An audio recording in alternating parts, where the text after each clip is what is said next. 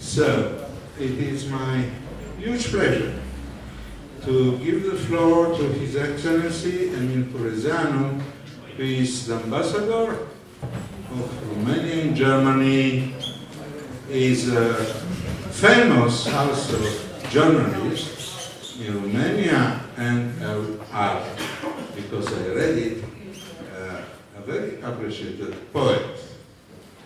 So, please.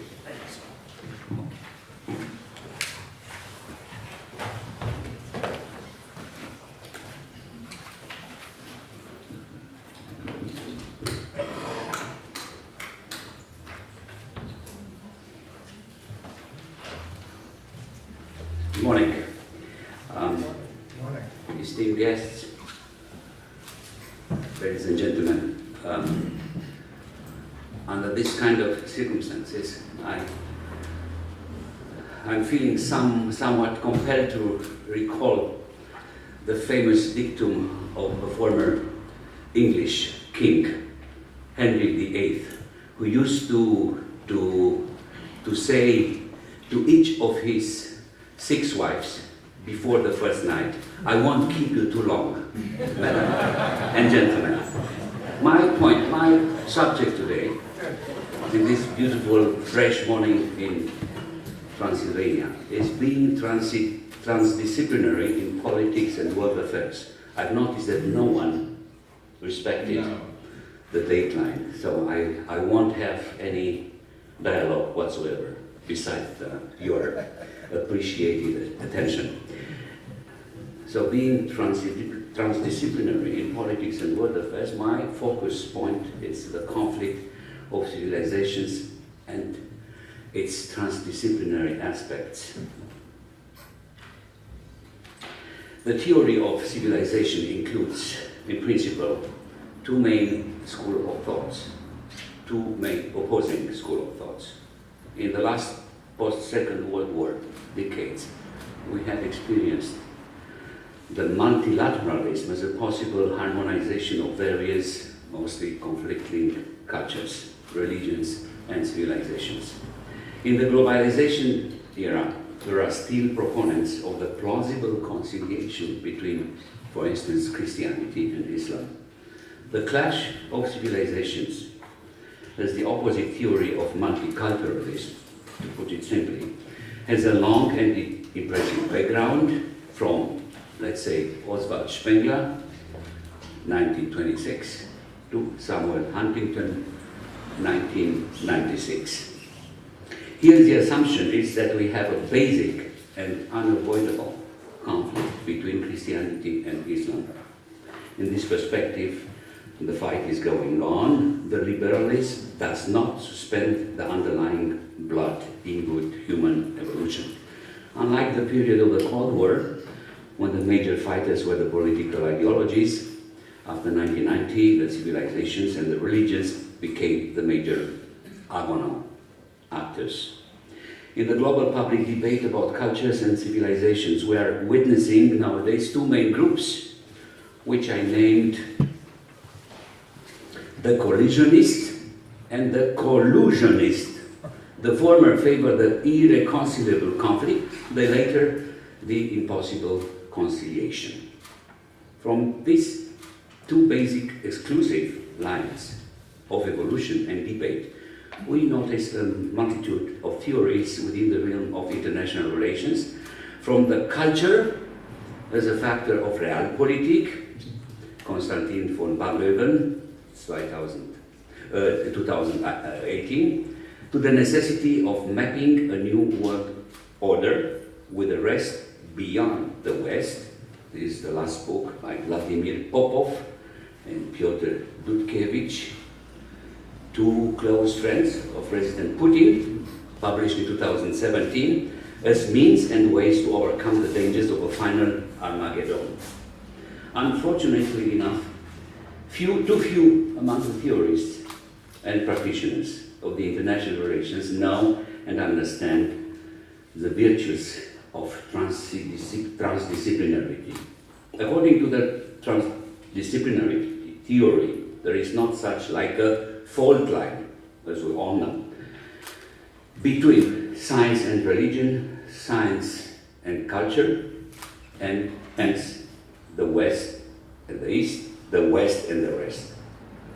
In its holistic expression, the human being remains the placeless place which crosses and overcomes the cultures.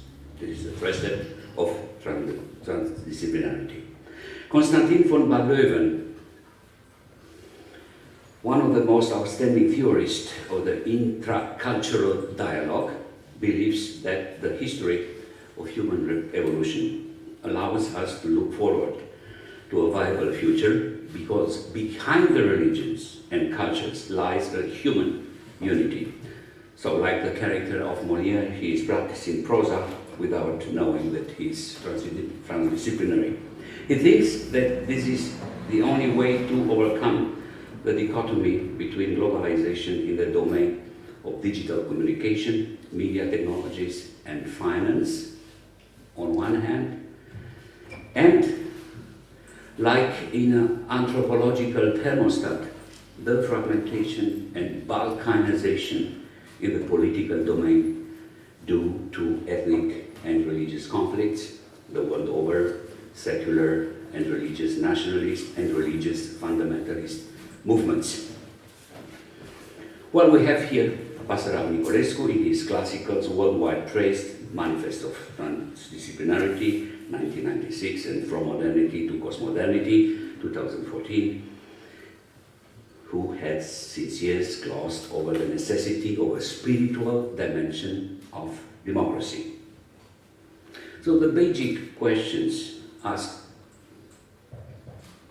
in my paper, which could be read, of course, in its integrity later on, is to what extent the conflict between the civilizations, cultures, and religions might be cured through the transdisciplinary hermeneutics.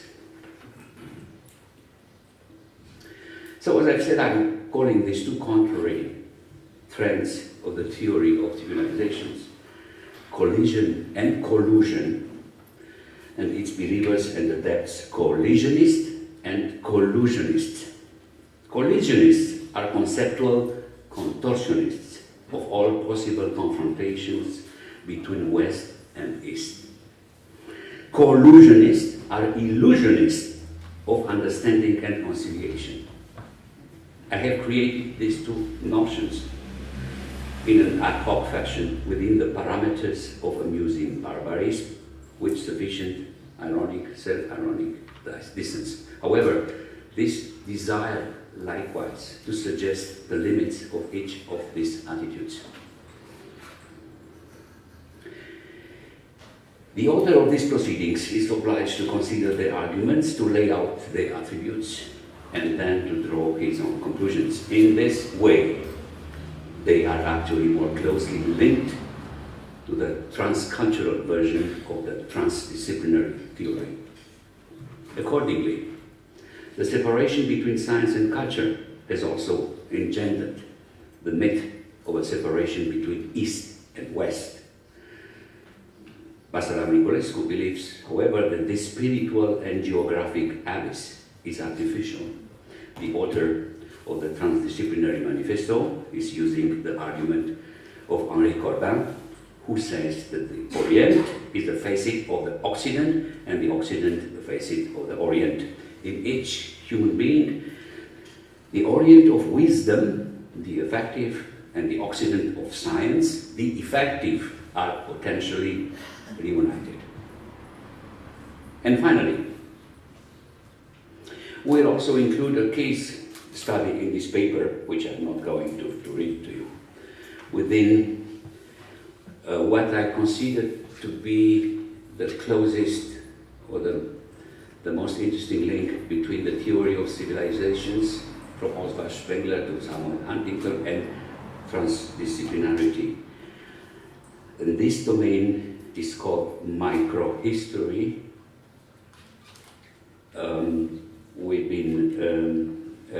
I will be mentioning more about this. So I have chosen an episode from the First World War. in which the creators of history are not Carlyle's heroes. In German, heroes, in the Carlyle's exception, and not only linguistically, are called Helden. The German essayist Wolf Lepenies believed that the Helden, so the German for heroes, turned into Händler or Verhandler, merchants or negotiators or intermediaries of the different spaces between reality and perception. An attempt to read the First World War in a trans-sequential, transnational, and transcultural evolution takes place by way of updating the potential of human beings, illustrating an observation in the manifesto of transdisciplinarity. In the different places of Earth and the different moments in history update the different potentialities of the human being, the different cultures, because the human being in his open fullness is the place without a place, and that which traverses and goes beyond cultures.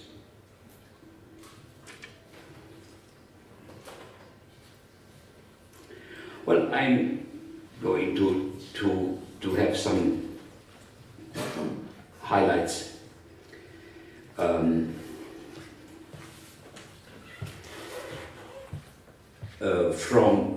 the two main directions. The story of the storytellers, for instance, of a fractured world. So that after a certain demonstration, after a certain time, but within the limit of 25 minutes, we'll have some conclusions about where transdisciplinarity intervenes in correcting the abuses of the theory of civilization, be it conflicting or congruent. So, declinists, catastrophists,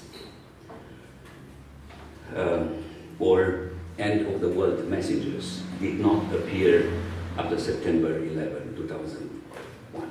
Nietzsche, for instance, knew that man is in decline and that nations can also collapse. Oswald Spengler, however, continues to be the most interesting promoter of the theory of the decline of civilizations. At the end of the First World War, he published Der Untergang des Abendlandes, the decline of the West, first edition 1918, immediately after the First World War, then a revisited edition in 1922, the beginning of the catastrophe of the Weimar Republic. It is a book about civilizations, cultures and religions which are born and die, about ascension and decline. Spengler configures 8 civilization circles. He combines the Byzantines and Muslims under a single umbrella known as the Magian, magical civilization. After all, was not the Hagia Sophia first a Byzantine basilica and then a mosque?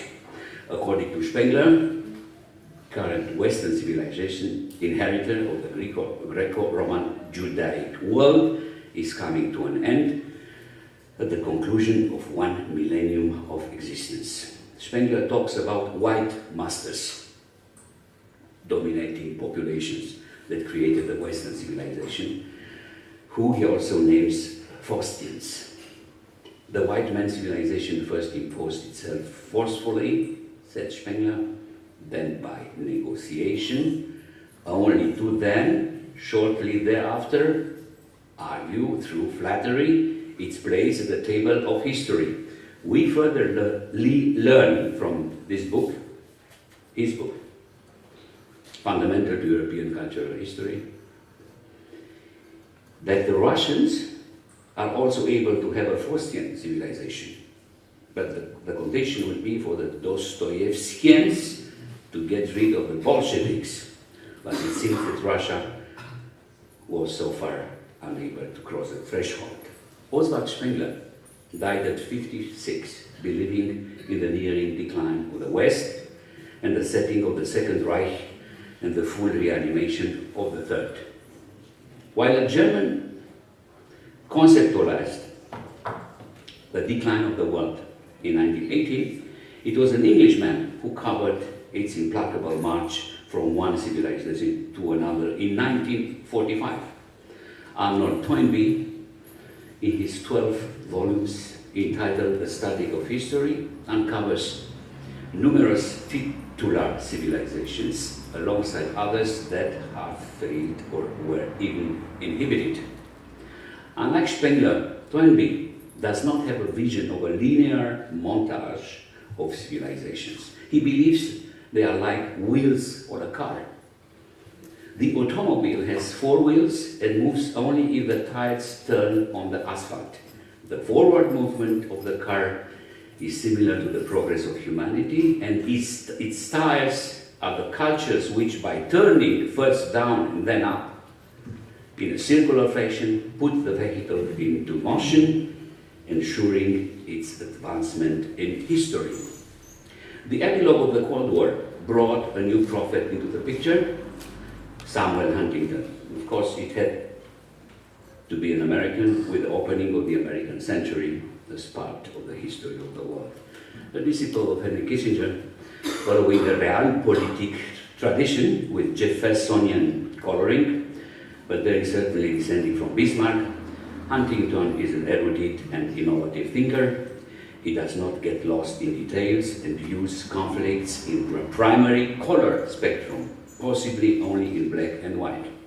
For Huntington, the battle after 1990 takes place between cultures, religions, and civilizations, and it's no longer of a political or ideological nature. Huntington professed the general rule of geopolitical abstinence that would force beacon states to refrain from any conflicts with other civilizations as the first condition of a multipolar and multi-civilizational world. His second great preoccupation concerned the buffer space between cultures and religions, separated by the so-called, very famous, fault line. Romania, for instance, could recognize itself in such a constellation between the Occident and Orient, between a Catholic, Protestant, and an Orthodox civilization. Huntington classifies us too rapidly in the area of competence of the keeper of civilization, Occidental or Oriental, because the border of, or fault line on his famous map goes through our country, along the Carpathian Mountains, assigning Transylvania, where we are right now, to the west, and the remainder of Romania to the east. So, welcome to the west. Fortunately, American President Clinton and Bush Jr. did not follow the indications of this great Harvard political scientist, and Romania is rightly today part of the Euro-Atlantic civilization, in contradiction to the Huntington algorithm. However, the American professor was not always wrong. At one time, he maintained that the danger could be a group of unsettled, well-educated Islamic youth from prosperous urban families who might organize a little prank, such as hijacking an American plane for terrorist purposes. Alas, this is exactly what happened. The standard prophet of the conflict of civilizations, adulated and criticized with equal fervor, died in 2009 at the age of 82. He was not a witness, but rather just a prophet, the prophet of the bloody borders of Islam and of the Muslim exodus towards the Western citadel. Now we're nearing up the story of and storytellers of the homogeneousness of the world. The theory of civilizations has also its universal memories. They do not believe in fault lines, but rather in suture lines, not in abysses, but in bridges, not in confrontation, but in conciliation. This is the case of an almost unknown German essayist, Walter Schubart, 1897-1937. In his otherwise brilliant book, Europa und die Seele des Ostens, Europe and the Eastern Soul, published in Luzern, in 1938, and later republished by Mesket publisher in Germany in 1951, Schubert makes a plea for overcoming political differences between East and West, opting for a new East and Western world culture built on the revival of religious forces. These unite the world, rather than separating it, as was the case later with Huntington. Schubert delimits historic cycles or eons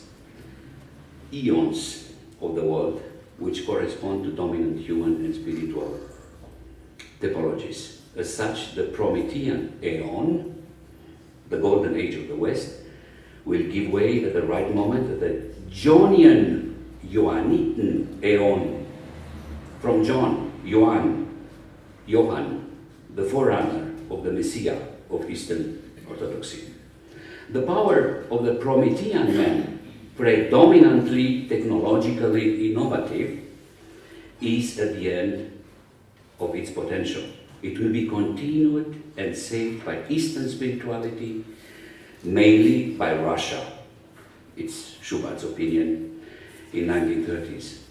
An Orthodox Russia awaiting its turn in the 1930s in full darkness to save the West. The book, read ardently by the German anti-Nazi resistance, was considered, for instance, by Ernst Junger in his Strahlungen to be a second chance for Germans through a possible reconciliation with Russia. A cruel irony of destiny, followed to this day by the sovereign contempt of real history, was Schubert's death in a Soviet camp in Siberia, where he was deported with his wife in 1941. Here is what this tragic prophet of the re-spiritualization of the West through Eastern resources wrote in 1939, the year of the Second World War broke out, in his book entitled Nietzsche and Dostoevsky. Quote, the 19th century edified three colossal figures, Napoleon, Nietzsche, and Dostoevsky. Napoleon the Caesar reached humanly divine heights. Nietzsche, the In Search of Christ, found but Caesar. Only Dostoevsky exceeded Caesar and arrived at Christ. Napoleon perfected the Promethean aeon. Dostoevsky is the messenger of the Johannine ideal, while Nietzsche was between the two, the split and stricken philosopher of the place between ages, der Zwischenzeiten, the interim. The 1914 war took us into Nietzsche's decade, which then led us into Dostoevsky's era. This began after the Second World War. The breaking of this troubling prophecy does not outshine the spiritual pathos. The world was reborn with this pathos, and not at all with the cynicism of the modern desecrated man. Edgar Morin, 2004. Here we also find the argument of transdisciplinarity, which, among others, takes on a complex dialectic of resacralization, a veritable epitaph laid out on the etherical shadow of the great and yet unknown German philosopher. Quoting from Asara Nicolescu, the subject forges the trans language, an organic language which captures the spontaneity of the world beyond the infernal chain of abstract elements. The event of existence is as spontaneous and unexpected as the quantum event. Only the train of events of existence is the reality which, alas, does not attract the mass media. And still, they are the only ones forming the nucleus of real communication. Modern authors debate the subjects of connectivity, like Barak Kana, 2016, or Unterritorialized Wishes, Raphael Liogier, 2016. Parag Khanna, an Indian CNN reporter and then professor at Lee Kuan Yew University in Singapore, a composite sketch of a Mandarin of globalization, seems convinced that any map of the future will show more connections than divisions because this is an appropriate answer to the realities of our time. The last two generations have not known major conflicts, although the amplification of great global dangers will be carefully administered and tempered by an increase in trade and investments throughout the world. We're wasting our time measuring the value of efforts only inside borders, while we should be equally focused on the benefits of connectivity beyond borders. That's what he thinks. We have to say that his lines have been written before Trump's ascension. For the French Raphaël Liogier, in his book La guerre des civilisations n'aura pas lieu,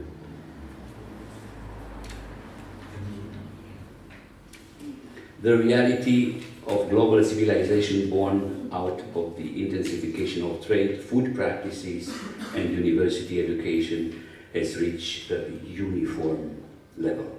From now on, images, music, and emotions will circle the planet. He pleads for porous borders and the disappearance of l'autre radical, the other radical. However, these lines have been written before the Syrian migration in September 2015 to Germany. Here I propose using a key metaphor at the end to act as a litmus test to differentiate the storytellers of the rupture of the world from those of its homogeneity, the collisionist from the collusionists. We have before us a young Muslim woman wearing a hijab. We can only see her eyes, hands, and possibly her shoes. The collisionists, adepts of conflicts, are immediately imagining that she is hiding a bomb under her religious garment. The collusionists prefer to guess from her gaze and her eyeliner, from the graceful and perhaps sensual drawing on her hands. For the modern woman with Western aspirations, a temporary prisoner against her will of prohibitive religion. Who is right? I fear absolutely the adepts of conflict between civilizations and religions, because statistically, these are more black widows in hijab in Beslan, Moscow, London, Tel Aviv, who blew themselves up among innocent people, than there are emancipated heroines who gave up the Islamic garment. So tell me how you undress your metaphor, and I tell you who you are. Thank you very much. Thank you. Thank you for this stimulating talk.